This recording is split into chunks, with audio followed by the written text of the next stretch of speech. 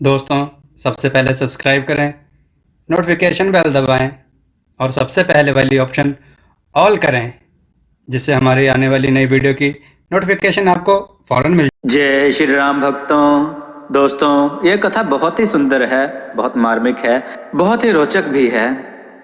ध्यान से सुनिएगा और लाइक जरूर कीजिएगा। आज की कथा है बंदर की एक लड़की से शादी और गांव से निकाला। आइए कथा श्रवण करें। एक बार एक आदमी जिसके 6 बेटे और 2 बेटियां थी, उसकी मृत्यु के समय उसकी पत्नी के गर्भ में उसका 9वां संतान था। और जब लड़के का जन्म हुआ तो वह बंदर के सदृश दिखता था। गांव वालों और रिश्तेदारों ने जननी को इससे निर्मुक्ति का परामर्श दिया, परंतु माता ने इसे स्वीकार नहीं किया और कहा, भगवान ही जानते हैं कि उन्होंने मुझे ऐसा संतान क्यों दिया है, और जैसे उन्होंने किया है उनकी आज्ञा से मैं इसका पालन पोषण करूंगी। उसके सभी संबंधियों ने कहा, यदि तुम इसका लालन पालन करोगी तो तुम्हें परिवार से निष्कासित कर दिया जाएगा। ऐसा कहने पर भी माता ने दृढ़ता पूर्वक कहा कि वह उसका किसी भी कीमत पर परित्याग नहीं करेगी, पालन पोषण करेगी। इसलिए संबंधियों ने उसे बंदर बेटे के साथ गांव से बाहर झोपड़ी में रहने के लिए भेज दिया। और बंदर बेटा बड़ा हुआ और मनुष्यों की तरह बोलना सीख लिया। एक दिन उसके सभी बड़े भाई खेती के लिए जंगल की सफाई कर रहे थे और बंदर बेटा एक कुल्हाड़ी लेकर उनके साथ गया और पूछा कि वह अपने लिए भूमि की सफाई करना चाहता है। और उन्होंने कौतुकवश उसे एक भूस्थल दिखा दिया जहां जंगल सबसे ज्यादा घना था। इसी कारण बंदर बेटा वहां गया और उसने अपनी कुल्हाड़ी को पेड़ के तने के ऊपर चलाना आरंभ किया और लौटकर अपने भाइयों को कठिन परिश्रम से भूमि की सफाई करते हुए देखने लगा। और जब उन्होंने अपना कार्य समाप्त कर लिया तब वह जाकर अपने कुल्हाड़ी का पुनः वार करना प्रारंभ किया और बाद में उनके साथ घर वापस आ गया। प्रत्येक दिन वह इसी प्रकार करता रहा और एक दिन उसके भाइयों ने पूछा क्यों वह पूरा दिन उन लोगों के साथ व्यतीत करता है। लेकिन उसने कहा, वह जब थक जाता है तभी काटते हुए पेड़ों को कटते देखने के लिए उनके पास आ जाता है। सभी भाई इस पर हंस पड़े और कहा, वे सभी उस स्थान को देखना चाहेंगे जहां उसने कटाई कर सफाई की है। इसलिए उसने भाइयों को उस स्थान के पास ले गया और तब भाइयों की आंखें विस्मय से फटी रह गईं कि उन सभी ने मिलकर जितनी जगह की सफाई की है उससे बड़ी जगह की बंदर बेटे ने अकेले सफाई कर डाली है। तब भाइयों ने जिस जंगल की कटाई की थी उसे आग लगाकर जलाया और भूमि का जुताई प्रारंभ किया। परंतु बंदर बेटे के माता के पास ना तो हल, बैल, पशु या रोपण के लिए धान का बीज था। घर में मात्र एक वस्तु थी, वह था कुम्हड़ा। इसलिए बंदर बेटा कुम्हड़ा से बीज को निकाला और अपने द्वारा साफ किए हुए भूमि पर उसका रोपण कर दिया। उसके भाइयों ने पूछा कि उसने किस चीज की बुआई की है, और उसने कहा, चावल की। भाइयों ने जुताई और बुआई कर नित्य जाकर अपने बढ़ते हुए पैदावार को देखते थे। और एक दिन वे सभी बंदर बेटे के उपज को देखने गए और उन्होंने देखा कि यह तो चावल नहीं कुम्हड़ा है, और वे सभी उस पर हंस पड़े। जब फसल पककर तैयार हुआ तो भाइयों ने प्रथम फसल को देवता को अर्पित करने के रस्म के लिए तैयारी आरंभ किया और बंदर बेटा उनको यह रस्म करते हुए देखता रहा कि वह भी उनके जैसा ही इस रस्म का आयोजन करेगा। एक दिन भाइयों ने प्रथम पैदावार को घर लाए और उस प्रथम फसल को देवता को अर्पित किया, और उन्होंने इस प्रथम फसल के अर्पण समारोह के उत्सव में बंदर बेटा और उसकी माता को भी निमंत्रित किया। वे दोनों वहां गए और इस समारोह का पर्याप्त आनंद उठाया, और 2-3 दिन के बाद बंदर बेटे ने भी कहा कि वह भी प्रथम फसल का उत्सव आयोजित करेगा। इसलिए बंदर बेटा ने अपनी माता से कहा कि आंगन की सफाई कर लिपाई पुताई कर ले, और उसने अपने भाइयों को निमंत्रित किया। और पहले बंदर बेटे ने अपना शुद्धिकरण किया और जंगल के अपने द्वारा सफाई किए हुए स्थल में उपजाए हुए उपज में से एक बड़ा सा कुम्हाड़ लेकर आया उस उपज को उसने आत्माओं को अभ्यर्पित किया।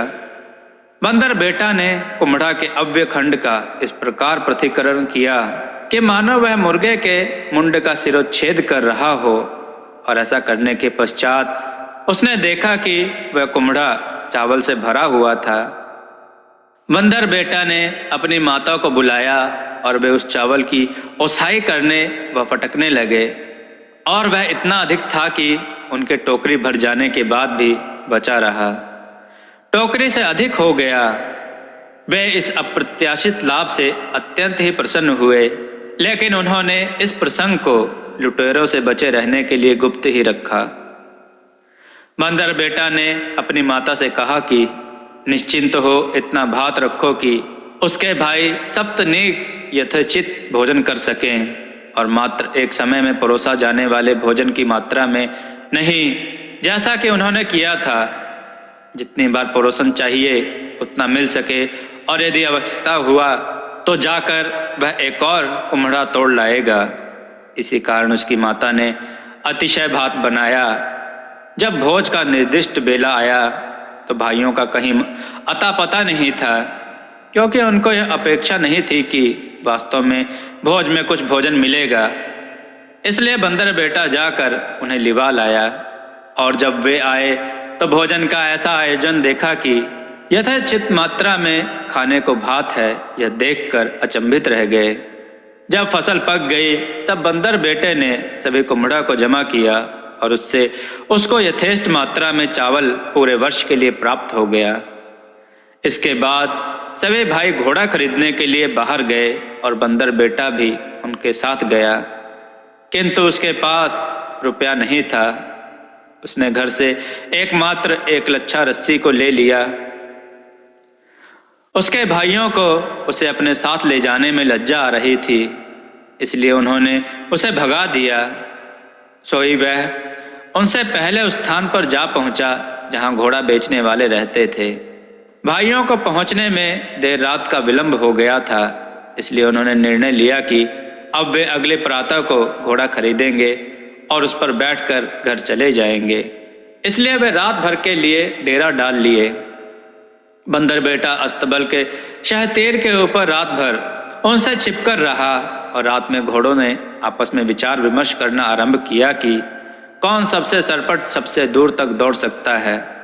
और एक घोड़ी ने कहा कि मैं 12 कोस तक धरती पर सरपट दौड़ सकती हूँ, और तत्पश्चात हवा में 12 कोस उड़ सकती हूँ।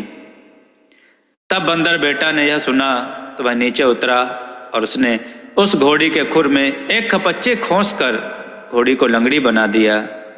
अगली सुबह भाइयों ने मनचाहा घोड़ा खरीदा, और उस पर सवार होकर सभी चले गए। तब बंदर बेटा घोड़े के व्यापारी के पास गया, और व्यापारी से पूछा वह घोड़ी लंगड़ी क्यों है, और उसने व्यापारी को परामर्श दिया कि वह उसका उपचार करे। किंतु व्यापारी ने कहा कि यह निरर्थक है। जब घोड़े अस्वस्थ हो जाते हैं तब उनकी निश्चित ही मृत्यु हो जाती है। तब बंदर बेटा ने पूछा यदि वह उस घोड़ी को बेच दे तो उसके बदले में वह उसको एक लच्छी रस्सी देगा। सौदागर यह सोचकर सहमत हो गया कि यह जानवर तो अनुपयोगी है। इस कारण बंदर बेटा को उसने घोड़ी बेच दिया, और बंदर बेटा उसे लेकर आगे चल पड़ा। लेकिन जब वह बाहर उनके नज़रों से दूर चला गया तो उसने खुर में से खपच्चे को निकाल दिया, और घोड़ी का लंगड़ापन खत्म हो गया। तब वह घोड़ी पर सवार हो अपने भाइयों के पीछे चल पड़ा, और जब वह लगभग उन तक जा पहुंचा तो वह ऊपर हवा में उड़ान भरा और उनको पार करते हुए पहले घर पहुंच गया। वहां उसने अपने घर के बाहर घोड़ी को बांधा और जाकर स्नान किया, और भोजन के उपरांत भाइयों की प्रतीक्षा करने लगा।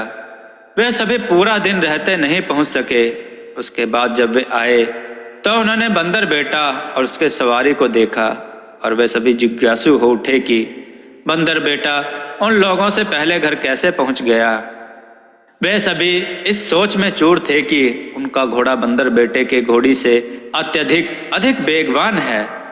उन्होंने यह दिखाने को आतुर हो एक घुड़दौड़ प्रतियोगिता का आयोजन किया।